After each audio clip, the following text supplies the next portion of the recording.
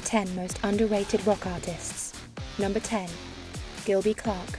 Gilby Clark is best known for his 3-year tenure as the rhythm guitarist in Guns N' Roses. He took over for Izzy Stradlin during the 1991 Use Your Illusions tour and played on the 1993 Spaghetti Incident album, and also played with Slash's Snake Pit. But before Guns N' Roses, he fronted a band called Candy and another one called Kills for Thrills. He later went on to have a solo career and released several solo albums. If this was just a list of underrated albums, I would put his solo debut, Pawn Shop Guitars, at or near the top. The 1994 album features guest spots from his G&R buddies, including Slash and Axl, as well as Skid Row drummer Rob Affuso and Frank Black from the Pixies. The album is an eclectic mix of his influences, including punk and melodic 70s rock, and includes covers of the Rolling Stones and The Clash. Check out the songs Cure Me or Kill Me, Tijuana Jail, and the title track Pawn Shop Guitars. Number 9. King's X. King's X is a rock trio formed in 1979 in Springfield, Missouri, consisting of singer and bassist Doug Pinnick, guitarist Ty Tabor, and drummer Jerry Gaskill. As stated in Wikipedia, their music combines progressive metal, funk, and soul with vocal arrangements influenced by gospel, blues, and British invasion rock groups. Despite a largely underground reputation as the musicians, King's X was pivotal in the early development of progressive metal and produced a series of early records considered essential within the genre. The band's lyrics are largely based on the members' struggles with religion and self-acceptance. King's X was ranked number 83 on VH1's 100 Greatest Artists of Hard Rock. Essential tracks for your playlist include Dogman, Black Flag, and Over My Head. Number 8.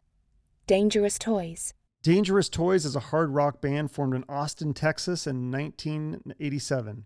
Their music sometimes has funny song titles and lyrics, like the song Sportin' a Woody.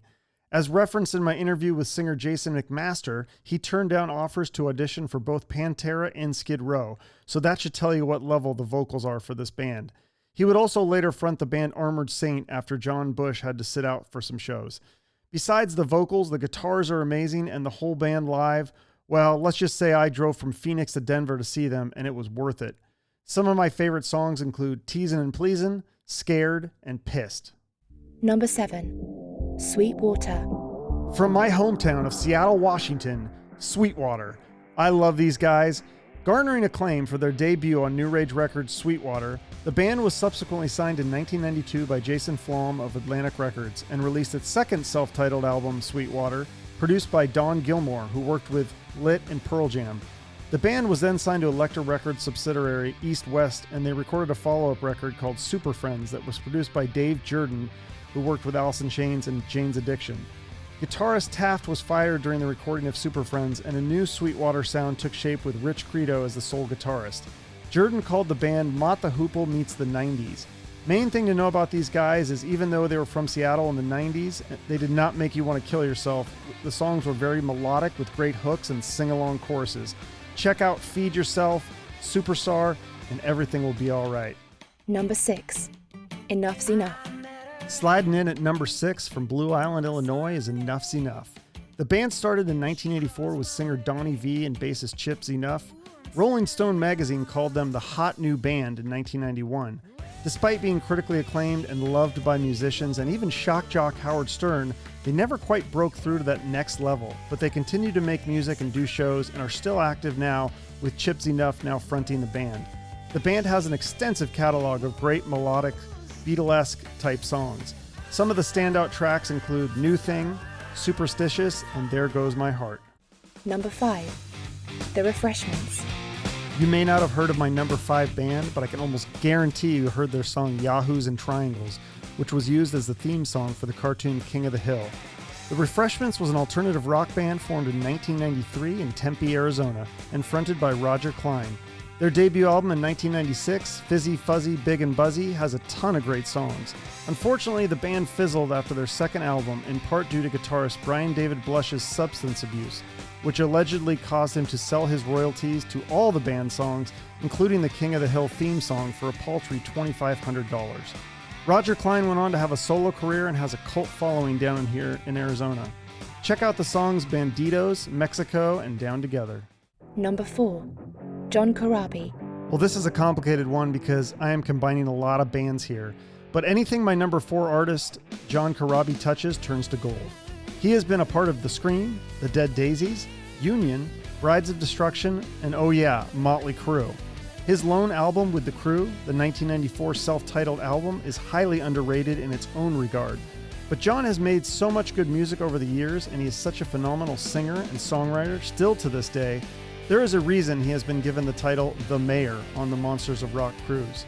Check out these great John Corabi sung tunes: Outlaw by The Scream, Welcome to the Numb by Motley Crue, and Resurrected by the Dead Daisies. Number 3. Lit. Coming in hot at number 3 from Orange County, California is the band Lit. Now, everyone knows the song My Own Worst Enemy, and you might even know some other songs from their debuts such as Ziploc or Miserable, but this band is so much more than one song or one album. Singer AJ Popoff and his brother guitarist Jeremy Popoff are such talented songwriters, and while they have some recognition already, I feel this band should be much bigger than they are.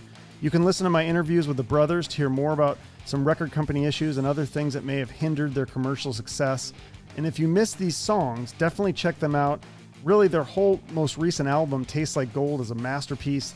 Essential songs for the playlist are the criminally underrated songs Looks Like They Were Right, Kicked Off a Plane, and Yeah, Yeah, Yeah. Number 2. The Black Moods. At number 2 is another Arizona band and one of my all-time favorites, The Black Moods. The band is a trio consisting of Josh Kennedy on vocals and guitars, Chico Diaz on drums, and Jordan Hoffman on bass and backing vocals. They have a modern classic rock sound, and as with all the music on this list, very catchy and melodic songs. The band has 4 stellar albums full of great songs, and I've seen them live more times than I can count. Although they have had some success with songs on the radio and tours with Whitesnake and the Dead Daisies, I feel they should be much bigger than they are. This is a very difficult decision to narrow this down to 3 songs, but here we go. Say It for the Last Time, Youth is Wasted on the Young, and the epic ballad, Home. That song still gives me chills. Number 1. Ugly Kid Joe.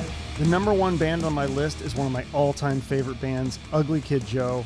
I know they have had huge success with their song Everything About You and their cover of Cats in the Cradle, but they are so much more than that. I fell in love with this band based on their epic EP, As Ugly as They Want to Be, and they've only grown and gotten better as a band. Their sound has been categorized under several genres, including hard rock, heavy metal, alternative metal, funk metal, thrash, grunge, and more. All music described them as a fun-loving hard rock, funk, alt metal group that has a knack for crafting infectious pop metal. I recently saw them live and they sounded phenomenal. Singer Whitfield Crane especially didn't miss a beat. I put him at the top of any rock or metal singer. I know the band has previously played stadiums with Def Leppard, Van Halen, Ozzy Osbourne, but I truly feel they should be headlining stadiums on their own. Check out Milkman's Son, I'm Alright, and Panhandle and Prince.